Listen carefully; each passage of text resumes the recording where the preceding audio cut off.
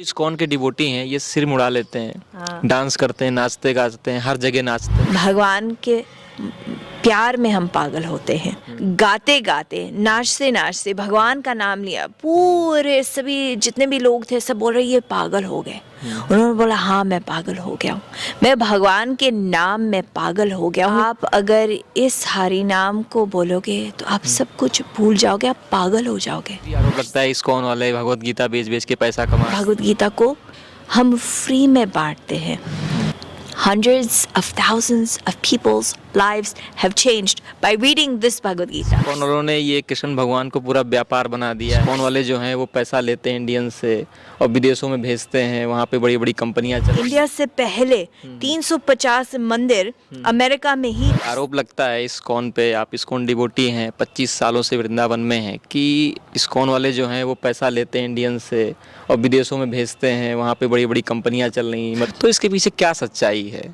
सच्चाई ये है कि एक्चुअली इस्कॉन जो संस्था है वो इंटरनेशनल संस्था है और हमारा इस्कॉन का सबसे बड़ा मंदिर मायापुर धाम में कलकत्ता के पास में अद्भुत मंदिर बन रहा है और जितने भी पैसे आ रहे हैं वो बाहर विदेश से आके यहाँ भारत में अद्भुत मंदिर बनाया जा रहा है। सो फर्स्ट ऑफ ऑल ये आरोप बिल्कुल गलत है। ऐसा कुछ नहीं है कि यहाँ पैसे जा रहे बाहर की संस्था चलाने के लिए। हमारे अमेरिका में इंडिया से पहले 350 मंदिर अमेरिका में ही था और उन मंदिरों ने इतना प्रचार किया और सारे जो एक्स्ट्रा पैसे थे हमारे गुरुदेव ने बनाया है भक्ति वेदांता बुक ट्रस्ट BBT, जो यहाँ पे मायापुर वृंदावन के मंदिर को वो चला पाए। तो कोई कुछ भी कह सकते हैं, लोगों का काम ही है कि कुछ भी कहेंगे वो। माता जी, एक आरोप और लगता है कि इस्कॉन वालों ने ये कृष्ण भगवान को पूरा व्यापार बना दिया है, हर चीज़ें माला बेच रहे हैं, मतलब एक तरीके से पूरा बिजनेस मॉड्यूल बना दिया है। चाहे वो मूर्ति बेचना हो, माला बेचना हो, प्रसाद बेचना हो, हर चीज़ को महंगे रेट में बेचते हैं। अच्छा, तो हर हमारे इस्कॉन सेंटर में हमें ठाकुर जी का प्रसाद देना है। अगर आप अभी भी जाओगे प्रसाद लेने, देखिए कोई भी चीज़ सुनने से पहले एक बार आप देख भी सकते हो। जैसे अगर हम सुनेंगे न्यूज़ वाले कुछ बोलेंगे या हम कुछ कहेंगे या कहीं से सुन लिया अरे ये तो ऐसा होता, अरे वो तो वो होता है। वृंदावन मंदिर में अगर आप आओगे प्रसाद लेने के लिए, कितने की प्रसाद होगी? 15 रुपए की एक आपको प्रसाद मिलेगा, 35 रुपए का आपको एक प्रसाद मिलेगा, 100 रुपीज का एक प्रसाद। जो बाहर पेड़े मिलते हैं वही सेम रेट के पेड़े वृंदावन मंदिर में मिलेगा। तो कोई लोग कुछ भी कह सकते हैं, जो कहने वाले लोग हैं। जो भगवत गीता है इस्कॉन की वो महंगी होती है, जो बाकी अदर गीता है वो सस्ती होती है। आप उसको कंपेयर तो करो।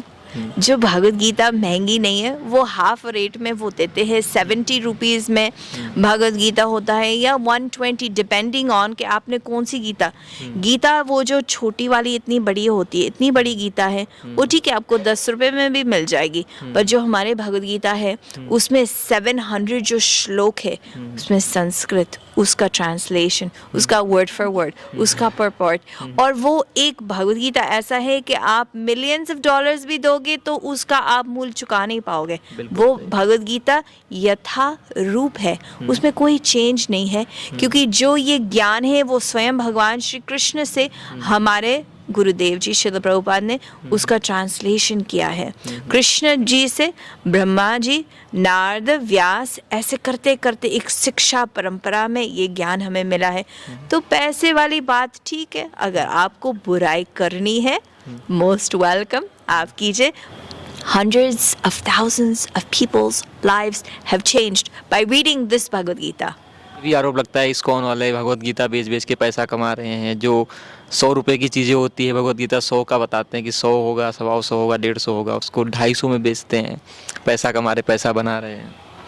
हमारे प्रभु जी, हिज ग्रेस परम प्रभु जी, वो गीता मैराथन में थे 1994 में दिल्ली में।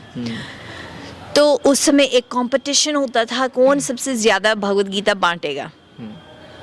तो वो फ्री में बांटते थे भगवत गीता को, हम फ्री में बांटते हैं।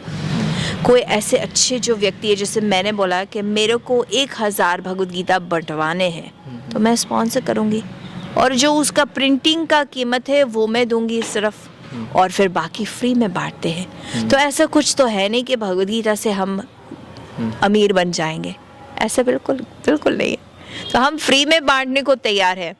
और अगर आपका उसको कॉस्ट देना है, हमारे गुरुदेव ने बोला है कि आप फ्री में भी अगर बांटोगे तो 1 रुपया जरूर लेना, क्योंकि जब वो व्यक्ति 1 रुपया भी देगा तो उसका जो स्पिरिचुअल बैंक अकाउंट है उसमें भगवान डालेंगे। So that's why we don't overcharge for our books, we don't overcharge for Bhagavad Gita, we give it for cost price, जितना हमारा कॉस्ट है उतने में हम बांटते हैं। का आरोप लगता है इस्कॉन डिवोटी पे या इस्कॉन पे कि जो गीता का उपदेश दिया गया युद्ध भूमि में दिया गया, अर्जुन को समझा रहे, अर्जुन डिप्रेशन में गए और एक युद्ध भूमि में युद्ध लड़ने के लिए उपदेश दिया गया।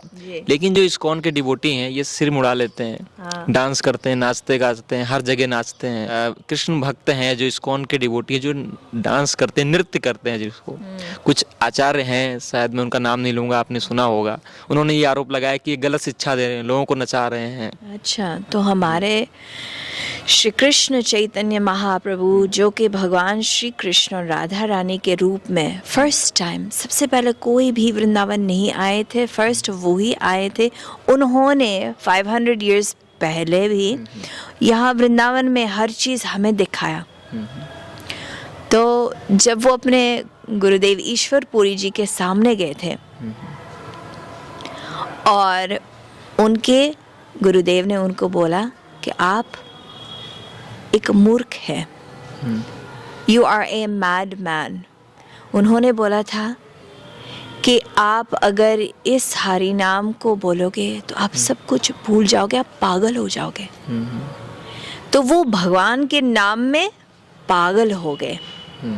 और जैसे सभी संस्था में एक चोटी होती है जो हमारे पहचान है, तिलक है, कंठी माला, ये हमारा पहचान है।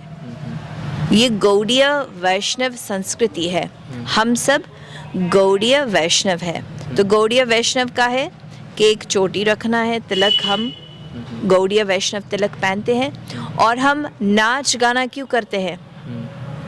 क्योंकि दैट वाज द एक्सप्रेशन, उसी से हम भगवान के प्यार में हम पागल होते हैं। हरेर नाम एव केवलम, कलौ नास्तेव नास्तेव नास्तेव गतिरन्यथा। जब चैतन्य महाप्रभु ने इस रूप में गाते गाते, नाचते नाचते भगवान का नाम लिया, पूरे सभी जितने भी लोग थे सब बोल रहे ये पागल हो गए। उन्होंने बोला हाँ मैं पागल हो गया हूँ, मैं भगवान के नाम में पागल हो गया हूँ, क्योंकि इस कलयुग में केवल नाम आधारा। तो उन्हीं के फुटस्टेप्स में हम फॉलो कर रहे हैं कि कैसे भगवान का नाम लेते हैं हम, किसी चीज़ से हमें न लेना न देना, मुझे और जगत से क्या लेना। तो ठीक है, आप बोलिए कि हम पागल हो चुके हैं, तो भगवान के नाम में ही हम पागल हो गए।